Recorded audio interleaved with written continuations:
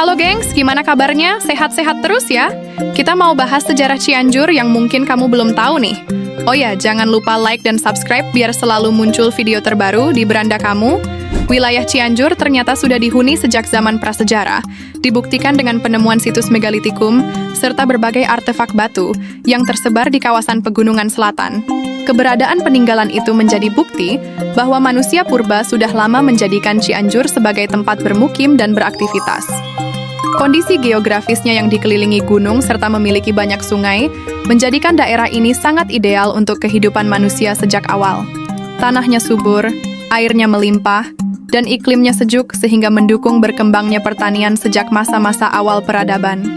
Nama Cianjur sendiri memiliki makna yang menarik karena berasal dari dua kata Sunda, yaitu cai yang berarti air dan anjur yang berarti mengalir. Dari arti kata itu, jelas bahwa identitas Cianjur sejak dulu erat kaitannya dengan air dan sungai-sungai yang membelah wilayahnya. Sungai-sungai besar seperti Citarum dan anak-anak sungainya menjadi sumber kehidupan utama bagi masyarakat yang tinggal di kawasan ini. Air yang melimpah itu tidak hanya bermanfaat untuk kebutuhan sehari-hari, tetapi juga menjadi penopang utama bagi pertanian dan irigasi sawah. Pada abad ke-14, Cianjur sudah masuk dalam wilayah kekuasaan Kerajaan Sunda Pajajaran. Kawasan ini berada di jalur penting yang menghubungkan ibu kota Pajajaran di Pakuan atau Bogor sekarang dengan wilayah Priangan di selatan. Masyarakat Cianjur kala itu hidup sebagai petani, nelayan sungai, sekaligus pengrajin sederhana yang memanfaatkan sumber daya alam sekitar.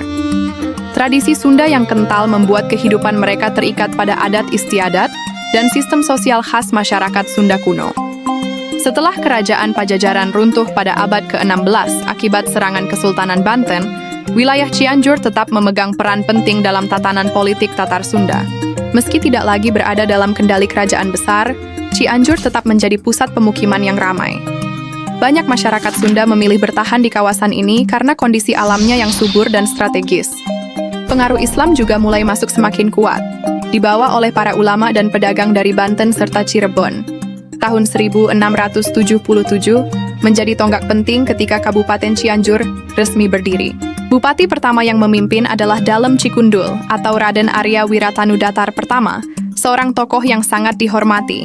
Dalem Cikundul dikenal sebagai pendiri Cianjur dan meninggalkan banyak jejak kepemimpinan yang masih dikenang hingga kini. Kepemimpinannya membuat Cianjur tumbuh sebagai wilayah yang teratur, dengan pemerintahan lokal yang kuat dan masyarakat yang loyal. Sejak masa awal berdirinya, Cianjur berkembang sebagai daerah agraris dengan pertanian padi sebagai komoditas utama. Tanah suburnya menjadikan hasil panen melimpah, dan beras dari Cianjur dikenal memiliki kualitas yang sangat baik. Bahkan sejak zaman kolonial, beras Cianjur sudah menjadi penopang logistik utama bagi Batavia. Varietas beras Pandan Wangi yang terkenal harum pun lahir dari wilayah ini dan bertahan hingga sekarang sebagai ikon pangan Cianjur. Memasuki abad ke-19, pembangunan Jalan Raya Pos oleh Daendels pada tahun 1808 semakin memperkuat posisi strategis Cianjur. Jalur besar yang menghubungkan Anyer hingga Panarukan itu melintasi Cianjur, sehingga memudahkan pergerakan barang dan orang. Keberadaan jalan ini membuat perdagangan semakin ramai dan mempercepat integrasi Cianjur dengan kota-kota besar di Jawa. Cianjur pun makin dikenal sebagai daerah penghasil pangan sekaligus jalur penting dalam lalu lintas kolonial Belanda. Pada masa kolonial, Belanda juga membuka perkebunan teh, kopi, dan kina di wilayah pegunungan Cianjur. Perkebunan-perkebunan itu dikelola untuk ekspor dan menjadi bagian dari sistem ekonomi tanam paksa yang diterapkan di Hindia Belanda. Hasil dari perkebunan tersebut dipasarkan hingga ke Eropa, menjadikan Cianjur salah satu penopang ekonomi kolonial. Namun, di balik keuntungan besar bagi Belanda, masyarakat lokal banyak yang menderita karena harus bekerja keras di perkebunan dengan upah rendah. Selain agraris, Cianjur juga dikenal dengan budaya Sundanya yang sangat kuat. Kesenian tradisional seperti degung, jaipong, dan calung tumbuh subur dan menjadi bagian dari kehidupan sehari-hari. Musik tradisional Sunda sering dimainkan dalam acara-acara adat dan upacara keagamaan.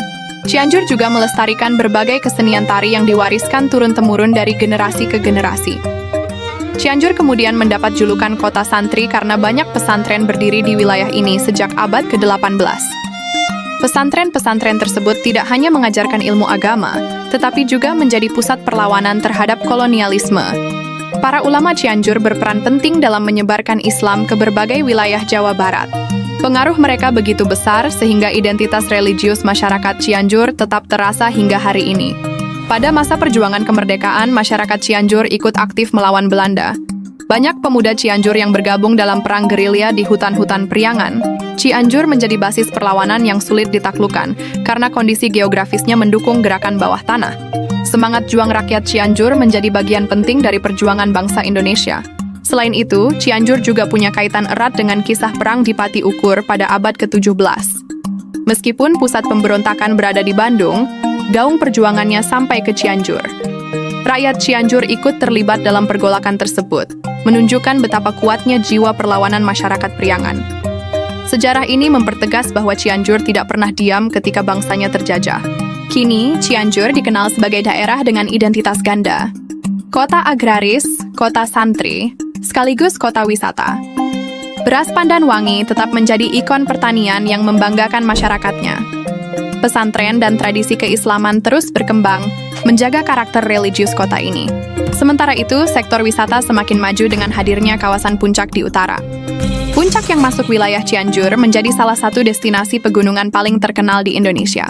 Keindahan alam, udara sejuk, serta perkebunan teh menjadikan Puncak magnet wisatawan setiap akhir pekan.